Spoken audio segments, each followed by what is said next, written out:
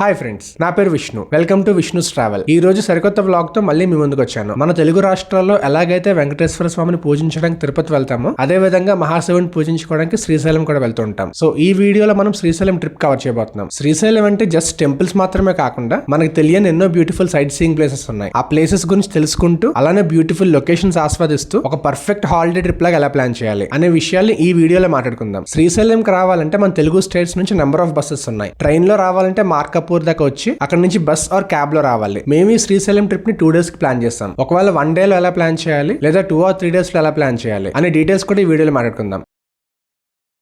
Day 1 Hyderabad central bus stand అయిన MGBS నుంచి మా ట్రిప్ స్టార్ట్ అయింది. బస్ టికెట్స్ ముందుగా ఆన్లైన్ లో బుక్ చేసుకోవడానికి ట్రై చేయండి, లేదంటే ఈ రిజర్వేషన్ కౌంటర్స్ దగ్గర కూడా మీ టికెట్స్ బుక్ చేసుకోవచ్చు. ఒకవేళ మీరు ఎర్లీగా బస్ స్టాండ్ కి వచ్చేసి ఉంటే రిలాక్స్ అవ్వడానికి లాంజెస్ తో పాటు చాలా ఫుడ్ కోర్ట్స్ కూడా ఉంటాయి. సో వరీ అవ్వాల్సిన పని లేదు. మేము ఇక్కడే టిఫిన్ చేసి బస్ ఎక్కాం. శ్రీశైలంకి వెళ్లే బస్సెస్ ప్లాట్ఫామ్ నెంబర్ 23 లో ఉంటాయి. ఇదే మేము వెళ్ళబోయే బస్. కరెక్ట్ గా ఆన్ టైం కి 7:40కే బస్ స్టార్ట్ చేస్తారు.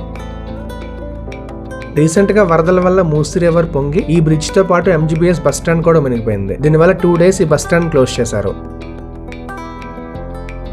జర్నీ స్టార్ట్ అయిన 2 hours తర్వాత టిఫిన్స్ కానీ ఈ హోటల్ దగ్గర బస్ ఆపారు. శ్రీశైలంకి వెళ్లే ప్రతి బస్ ఏదో ఒక హోటల్లో ఆపుతారంట. So food or rest rooms కి వరి అవ్వాల్సిన పని లేదు. వెళ్లే దారిలో నల్లమల్ల ఫారెస్ట్ ఎంట్రీ దగ్గర అమరాబాద్ అనే చెక్ పోస్ట్ ఉంటది. దీన్ని నైట్ 9 నుంచి మార్నింగ్ 6 క్లోజ్ చేస్తారు. సో ప్రైవేట్ వెహికల్స్ లో వచ్చేవారు ఈ టైమింగ్స్ చూసుకొని జర్నీ ప్లాన్ చేసుకోండి. అదే విధంగా ఆంధ్ర నుంచి వచ్చే వాళ్ళు కూడా దొర్నాల అనే చెక్ పోస్ట్ దగ్గర రెస్ట్రిక్షన్స్ ఉంటాయి. ఫారెస్ట్ ఏరియా కాబట్టి నైట్ మన సేఫ్టీ కోసం ఇంకా యానిమల్స్ కి ఇబ్బంది కలిగించకూడదని చెప్పి రెస్ట్రిక్షన్స్ పెట్టారు. రూట్ అంతా forest area and ghat road తో నిండి ఉంటది కాబట్టి గ్రీనరీ అండ్ నేచర్ ని ఆస్వాదిస్తూ ట్రావెల్ చేయొచ్చు. మీరు గుర్తుపెట్టుకోవాల్సిన విషయం ఏంటంటే శ్రీశైలం ఇంకా ఈ ఫారెస్ట్ ఏరియా అంతా కూడా ప్లాస్టిక్ ఫ్రీ జోన్. మీరు వెళ్లే దారిలో ఎటువంటి ప్లాస్టిక్ చెత్తను బయట వేయకండి. శ్రీశైలంలో అయితే మీకు 1 liter ప్లాస్టిక్ వాటర్ బాటిల్స్ దొరకవు. కావాలంటే గ్లాస్ బాటిల్స్ అమ్ముతారు, లేదా 5 liter ప్లాస్టిక్ టిన్స్ ఉంటాయి. సో ముందుగా మీతో ఒక వాటర్ బాటిల్ క్యారీ చేసుకోండి. తెలంగాణ నుంచి వెళ్లే వాళ్ళకి మాత్రమే దారిలో శ్రీశైలం డ్యామ్ కనిపిస్తుంది. ఒక 45 minutes పాటు ఈ డ్యామ్ చుట్టూ ఘాట్ రోడ్ లో ట్రావెల్ ఉంటది. వ్యూస్ చాలా బాగుంటాయి. ఆంధ్ర నుంచి వచ్చే వాళ్ళు ఈ రూట్ లో రారు. డ్యామ్ చూడాలంటే సపరేట్ గా శ్రీశైలం నుంచి రావాల్సి వస్తుంది. డోంట్ వరీ, మీకు ఈ డ్యామ్ కవర్ అయ్యేలాగా ప్యాకేజెస్ కూడా ఉంటాయి. ఆ డీటెయిల్స్ తర్వాత చెప్తాను. మనందరికీ డ్యామ్ పేరు ఏంటంటే శ్రీశైలం డ్యామ్ అని చెప్తాం, కానీ దీనికి అసలైన పేరు ఇది కాదు. ఒకవేళ మీకు ఆ పేరు తెలుసుంటే కామెంట్ లో మెన్షన్ చేయండి. దీని అసలు పేరు నీలం సంజీవ్ రెడ్డి డ్యామ్. ఆంధ్రప్రదేశ్ కి ఫస్ట్ చీఫ్ మినిస్టర్, ఒకప్పటి ప్రెసిడెంట్ ఆఫ్ ఇండియా, ఇంకా ఒక ఫ్రీడమ్ ఫైటర్ అవ్వడం వల్ల బిరుదుగా నీలం సంజీవ్ రెడ్డి గారి పేరుని డ్యామ్ కి పెట్టారు. ఈ డ్యామ్ క్రాస్ అయినప్పటి నుంచి చాలా మంది కాలినడకలో వెళ్లేవారు కనిపిస్తారు. కార్తీక మాసంలో అయితే ఇంకా ఎక్కువ ఉంటారు. కొంతసేపటికే శ్రీశైలం చేరుకుంటాం. టైం ప్రకారంగా ఆఫ్టర్నూన్ 1:20కే బస్ తీసుకొచ్చేసాడు. ఇక్కడ నుండి మెయిన్ టెంపుల్ 1 kilometer దూరంలో ఉంటుంది. వెళ్లే దారిలో నిత్యం అన్నదానం జరిగే బిల్డింగ్ కనిపిస్తుంది. మీరు ఇక్కడే ఫుడ్ కూడా తినొచ్చు. ఇంకొంచెం ముందుకు వెళ్తే మెయిన్ టెంపుల్ వస్తుంది. ఒకవేళ మీరు సింగిల్ గా స్టే చేయాలనుకుంటే నెంబర్ ఆఫ్ డార్మెటరీస్ అవైలబుల్ గా ఉంటాయి. ఫ్యామిలీతో వచ్చే వారికి ఇక్కడ వేరే ఊర్లో ఉండేలాగా హోటల్స్ ఉండవు. కేవలం సత్రాలు మాత్రమే ఉంటాయి. ఈ సత్రాల్లో డైరెక్ట్ గా వెళ్ళి మీరు రూమ్స్ తీసుకోవచ్చు. ఆన్లైన్ లో బుక్ చేసుకోవాలంటే హరిత రిసార్ట్స్ అవైలబుల్ గా ఉంటాయి. టిఫిన్స్ కానీ భోజనాలకు కానీ నెంబర్ ఆఫ్ హోటల్స్ ఉన్నాయి. మేము ఈ హోటల్లో మీల్స్ తీసుకున్నాం. టేస్ట్ అంతగా బాగాలేదు. మేము ఇక్కడ స్టే చేయడానికి తెలిసిన వాళ్ళ ద్వారా వాసవి విహారీ అనే సదన్లో రూమ్ తీసుకున్నాం. రూమ్ పర్లేదు, బానే ఉంది. కొంతసేపటికి ఫ్రెష్ అప్ అయ్యి సైట్ సీయింగ్ ప్లేసెస్ చూద్దామని చెప్పి స్టార్ట్ అయ్యాం. మేము వెళ్ళబోయే ప్లేస్ పాతాళగంగ. ఆటో వాళ్ళు ఇక్కడ నుంచి డ్రాప్ చేయడానికి 60 rupees ఛార్జ్ చేశారు.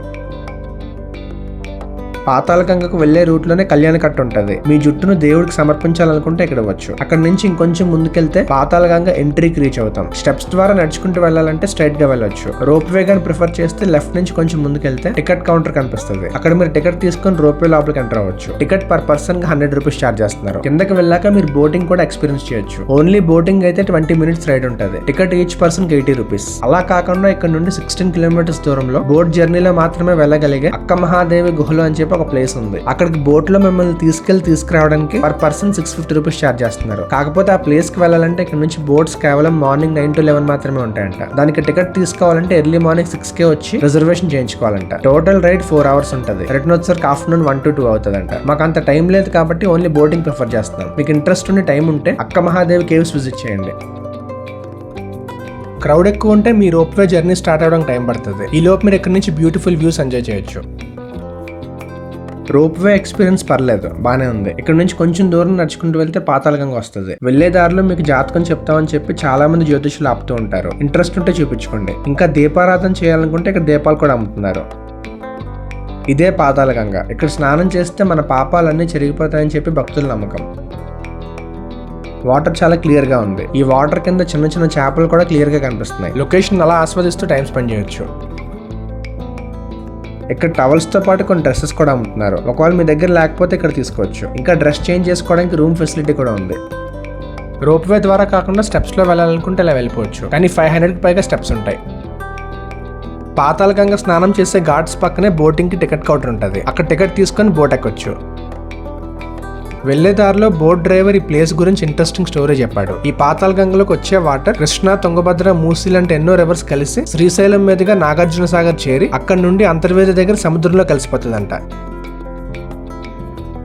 ఇంకా సుమారుగా 800 సంవత్సరాల క్రితం అక్క మహాదేవి అనే ఆవిడ కర్ణాటక నుంచి ఇక్కడికి వచ్చి ఇక్కడ దగ్గరగా ఉండే గుహల్లో నిత్యం శివుణ్ణి పూజిస్తూ ఉండేవారంట. ఆ కేవ్స్ ఇక్కడ నుంచి 16 కిలోమీటర్ల దూరం ఉంటది. కేవలం బోట్ లో మాత్రమే వెళ్ళగలము. ఆ కేవ్స్ కి అక్క మహాదేవి గుహలని పేరు పెట్టారు. ఆ ప్లేస్ స్పెషాలిటీ ఏంటంటే నేచురల్ గా ఫామ్ అయిన శివలింగం ఉంటదంట. ఇంకా ఆ శివలింగం పైన ఎప్పుడు వాటర్ పడుతూనే ఉంటదంట. ఆ వాటర్ ఎలా వస్తుందని ఇప్పటికీ ఎవరు కనిపెట్టలేకపోయారు. ఇంకా కేవ్స్ లోకి వెళ్లే మార్గం చాలా చిన్నగా ఉంటదంట. ఎట్ ఏ టైం ఒక పర్సన్ మాత్రమే వెళ్ళగలరు. ఇంకా లోపలికి వెళ్లే కొద్దీ వంగుతూ వెళ్ళాలంట. సో ఫిట్ గా ఉంటే మాత్రమే వెళ్ళడానికి ట్రై చేయండి.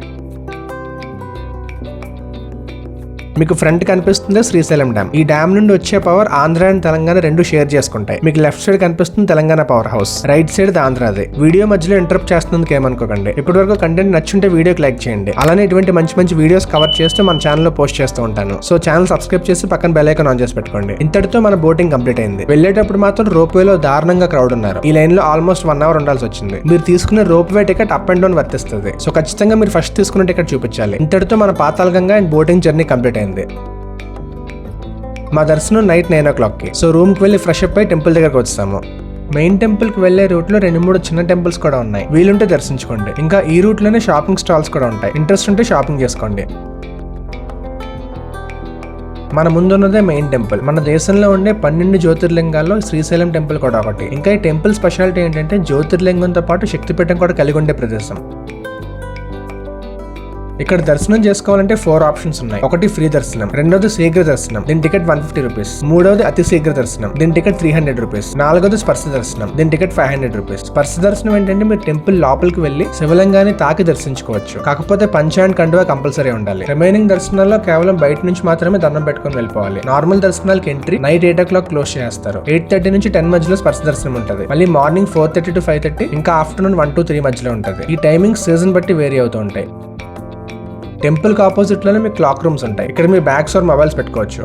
ఇదే ఫ్రీ దర్శనానికి లైన్. పెయిడ్ దర్శనానికి సెపరేట్ లైన్ ఉంటుంది. మా దర్శనం నైట్ 10కి కంప్లీట్ అయింది. దగ్గరలో టిఫిన్ చేసి నైట్ రూమ్ కి వెళ్ళిపోయాము. ఇంతటితో మా ట్రిప్ లో Day 1 కంప్లీట్ అయింది.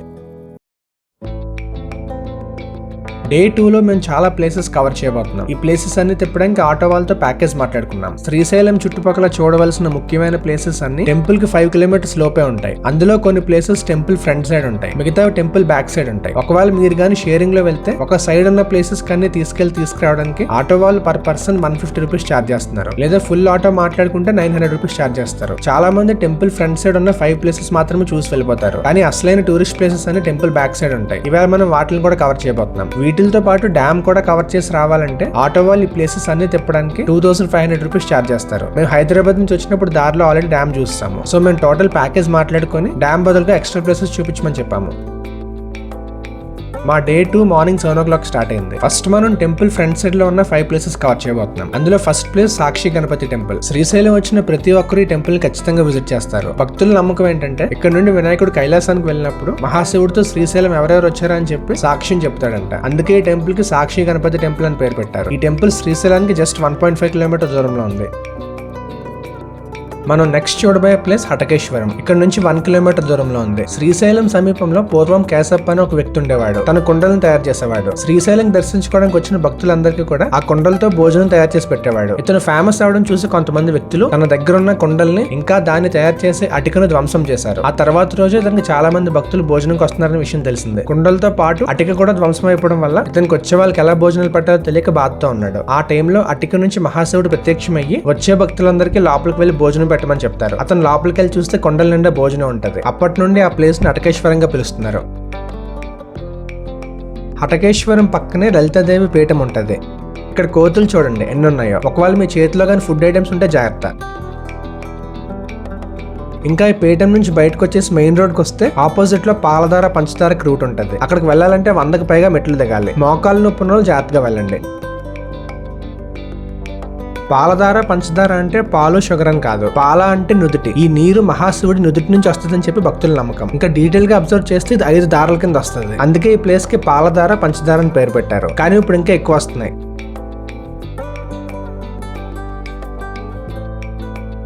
ఇక్కడ నుంచి ఇంకొంచెం కిందకెళ్తే బ్యూటిఫుల్ వాటర్ ఫాల్ ఒకటి కనిపిస్తుంది.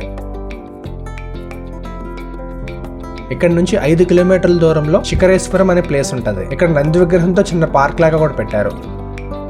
ఇక్కడ నుంచి మెట్ల ద్వారా శిఖరేశ్వరం నడుచుకుంటూ వెళ్ళిపోవచ్చు, లేదా వెహికల్స్ కూడా డైరెక్ట్ గా వెళ్తాయి. దీని పక్కనే నెక్కంటి జంగిల్ రైడ్ కూడా ఉంటది. ఇక్కడ నుంచి జీప్స్ లో ఫారెస్ట్ లోపలికి వెళ్ళొచ్చు. కాకపోతే పర్ డే 16 టికెట్స్ మాత్రమే ఉంటాయి. అండ్ టికెట్స్ కూడా అట్లీస్ట్ 1 వీక్ ముందు ఆన్లైన్ లో బుక్ చేసుకోవాలి. జంగిల్ రైడ్ తో పాటు ఇష్టకామేశ్వరి టెంపుల్ కూడా విజిట్ చేసి రావచ్చు. టికెట్ కాస్ట్ 1000 రూపీస్ ఉంటుంది. మీకు ఇంట్రెస్ట్ ఉంటే ముందుగా ప్లాన్ చేసుకోండి. శిఖరేశ్వరానికి వెహికల్స్ ఇక్కడతో ఆపేస్తారు. కొన్ని మెట్లు పైకి ఎక్కాల్సి వస్తుంది. దీనికి ఎంట్రీ టికెట్ పర్ పర్సన్ కి 20 రూపీస్ ఛార్జ్ చేస్తున్నారు. పైన కనిపిస్తుంది శిఖరేశ్వరం. దీన్ని శ్రీశైలం హైయెస్ట్ పీక్ గా పిలుస్తారు. ఇక్కడ నుంచి చూడండి వ్యూ ఎంత బాగుందో.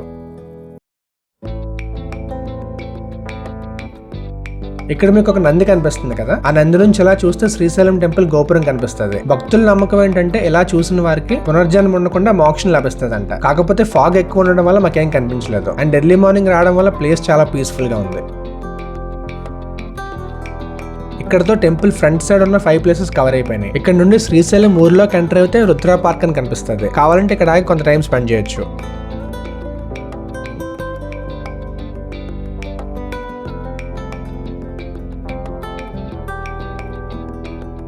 ఇంకా దీని ఆపోజిట్ లోనే చెంచులక్ష్మి ట్రైబల్ మ్యూజియం అని ఉంది. ఇందులో ట్రైబల్ లైఫ్ కి సంబంధించిన డీటెయిల్స్ ఉంటాయి. మేము ఎర్లీగా వచ్చడం వల్ల ఇంకా ఓపెన్ చేయలేదు.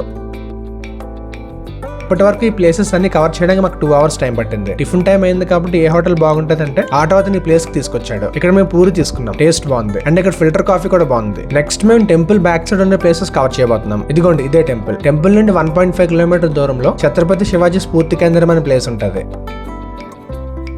1677లో ఛత్రపతి శివాజీ ఇక్కడికి వచ్చి ధ్యానం చేసి బ్రహ్మరాంబ అమ్మవారి చేత ఒక ఖడ్గం పొందారంట. ఆ ఖడ్గంతోనే ఎన్నో యుద్ధాలు చేసి గెలిచి ధర్మాన్ని కాపాడారంట. అందుకు మెమోరియల్ గా ఛత్రపతి శివాజీ గారి జీవిత చరిత్రను 3D ఆర్ట్ రూపంలో చెక్కి ఇక్కడ మ్యూజియం లాగా పెట్టారు. ఆర్కిటెక్చర్ చూడండి ఎంత బాగుందో.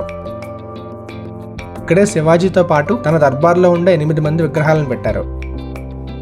ఆ మ్యూజియం పక్కనున్న ఈ ప్లేస్ లోనే శివాజీ గారు ధ్యానం చేసేవారంట. బిల్డింగ్ మొత్తాన్ని బ్యూటిఫుల్ ప్యాలెస్ లాగా కన్స్ట్రక్ట్ చేశారు.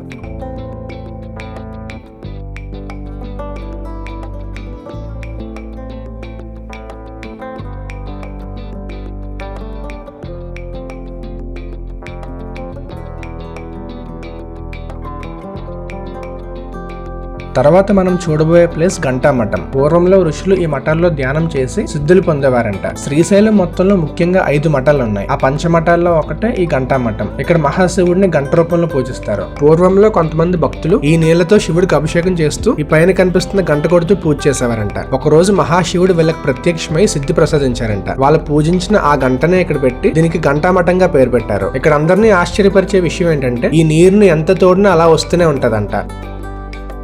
దీని పక్కనే భీమశంకర మఠం అని ఇంకోటి ఉంది. ఇది 5 మఠాల్లో అతి చిన్న మఠం. మిగతా మఠాలన్నీ క్లోజ్డ్ ప్లేస్ లో ఉంటే ఈ ఒక్క మఠం ఓపెన్ ప్లేస్ లో ఉంటది. అండ్ ఈ బయటనే చిన్న శివలింగం కూడా కనిపిస్తుంది. దాని తర్వాత విభూతి మఠం. ఇక్కడ మహాశివుడిని విభూతి రూపంలో పూజిస్తారు.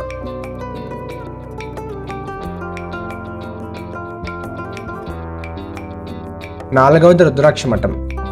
ఈ మఠంలో 12 అడుగుల పుట్టలో ఒక పాము ఇక్కడికి వచ్చిన భక్తులందరినీ దీవిస్తుందని చెప్పి నమ్మకం. లోపల శివుడి చుట్టూ రుద్రాక్షమాలు ఉండడం వల్ల దీనికి రుద్రాక్ష మఠం అనే పేరు వచ్చింది. 5వది సారంగధర మఠం. పూర్వం సారంగ సిద్ధి అనే ఒక వ్యక్తి ఇక్కడ ధ్యానం చేసి శివుడి నుంచి సిద్ధులు పొందాడంట. ఆ వ్యక్తి తనకు తెలిసిన సిద్ధులను సామాన్యులకు పంచాలని చెప్పి సామాన్యులకు ఈ మఠంలో బోధించేవాడంట. అందుకని ఈ ప్లేస్ కి సారంగధర మఠం అని పేరు పెట్టారు.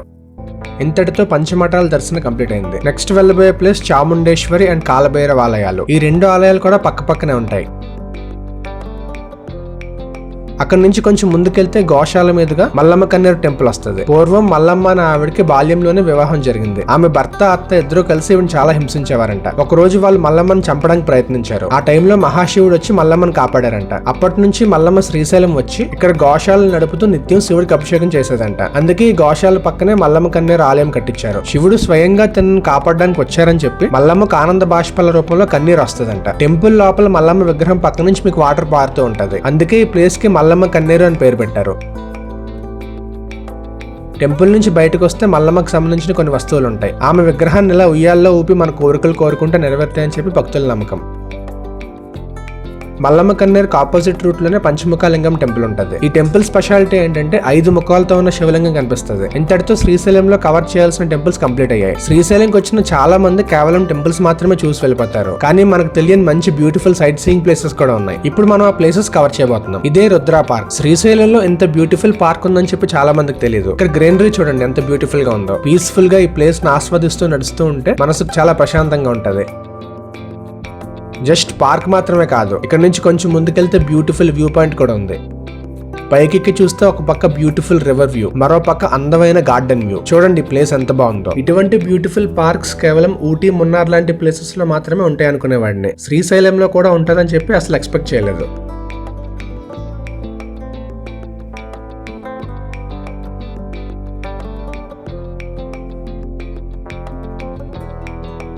అలా కొంతసేపు ఈ పార్క్ లో టైం స్పెండ్ చేసిన తర్వాత మనం చూడబోయే నెక్స్ట్ ప్లేస్ సిద్ధరామప్ప కొలను. ఈ ప్లేస్ కూడా ఉన్నట్టు చాలా మందికి తెలియదు. దీని స్పెషాలిటీ ఏంటంటే మీరు 3 వాటర్ ఫాల్స్ చూడొచ్చు. మీకు ఓపిక ఉండి ట్రెక్కింగ్ ఎక్స్పీరియన్స్ కావాలంటే ఈ ప్లేస్ నుంచి ఇంకా కిందకెళ్తే ఇంకో 2 వాటర్ ఫాల్స్ కనిపిస్తాయి. వెళ్లే రూట్ చాలా ప్రశాంతంగా ఉంటది. చూడండి ఈ కొండల మధ్య నుంచి వాటర్ అంత బ్యూటిఫుల్ గా వస్తుందో. ఇంకా చాలా మంది ఇక్కడ ధ్యానం కూడా చేసుకుంటున్నారు. ఈ పీస్ఫుల్ నేచర్ లో వీళ్ళు ధ్యానం చేయడం చూస్తుంటే నాకు కూడా అన్ని వదిలేసి వచ్చి వీళ్ళతో కలిసిపోతే బాగుంది అనిపిస్తుంది. ఇక్కడ నుండి వాటర్ వల్ల స్టెప్స్ జారుతూ ఉంటాయి. అలా కొన్ని స్టెప్స్ కిందకి దిగాక మీకు బ్యూటిఫుల్ వాటర్ ఫాల్ కనిపిస్తుంది.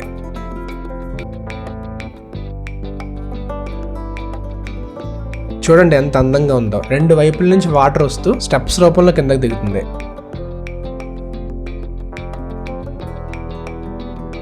ఈ వాటర్ ఇక్కడ నుంచి ఇంకా హైట్ నుంచి కిందకి వెళ్తుంది. ఆ కిందకి వెళ్తే ఇంకా బ్యూటిఫుల్ వ్యూ ఉంటది. కానీ అక్కడికి వెళ్ళడానికి రూట్ లేదు.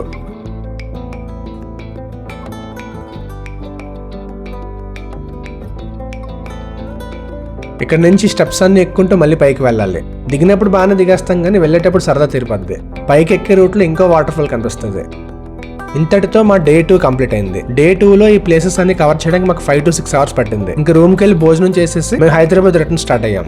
వెళ్లే రూట్ లో మళ్ళీ శ్రీశైలం డ్యామ్ చూస్తూ దిండి రిజర్వాయర్ కవర్ చేసాం. ఇది యాక్చువల్ గా మార్నింగ్ వచ్చే రూట్ లో కూడా చూడొచ్చు, కానీ మేము ఆ టైంలో మిస్ అయ్యాం. ప్రైవేట్ వెహికల్స్ లో వచ్చే వాళ్ళైతే ఈ రిజర్వాయర్ పైకి కూడా వెళ్ళొచ్చు. ఇంతటితో మా 2 days శ్రీశైలం ట్రిప్ కంప్లీట్ అయింది. ఒకవేళ 1 day లో కవర్ చేయాలంటే మార్నింగ్ 9 o'clock శ్రీశైలం రావడానికి ప్లాన్ చేయండి. 9:30, 11 మధ్యలో దర్శనం కంప్లీట్ చేసుకుని రోప్ వే ద్వారా పాతాళ గంగకు వెళ్లి అక్కడ బోర్డింగ్ ఎక్స్పీరియన్స్ చేయండి. అక్కడ నుంచి టెంపుల్ ఫ్రంట్ సైడ్ లో ఉండే 5 places కవర్ చేయండి. ఇంకా టైం ఉంటే శివాజీ మ్యూజియం, రుద్ర పార్క్, ఇంకా వాటర్ ఫాల్ కవర్ చేయండి. మీరు 2 days కానీ ప్లాన్ చేస్తే మా టైమింగ్స్ ఫాలో అవ్వచ్చు. మేము మా ట్రిప్ లో ఈ 2 places మాత్రమే కవర్ చేయలేదు. ఒకటి అక్క మహాదేవి గుహలో, రెండోది నెక్కంటి జంగల్ రైడ్. ఒకవేళ ఇవి కూడా కవర్ చేయాలంటే ఒక 1 day ఎక్స్టెండ్ చేసుకోండి. సో 3 days లో కంప్లీట్ శ్రీశైలం ట్రిప్ అవుతుంది. ఒకవేళ మీకు ఏమైనా డౌట్స్ ఉంటే కామెంట్ లో మెన్షన్ చేయండి. వీడియో నచ్చితే లైక్ చేసి ఇటువంటి డీటెయిల్ ట్రావెల్ వీడియోస్ కోసం మన ఛానల్ సబ్స్క్రైబ్ చేయండి. Thank you all. మళ్ళీ మంచి వ్లాగ్ తో కలుద్దాం.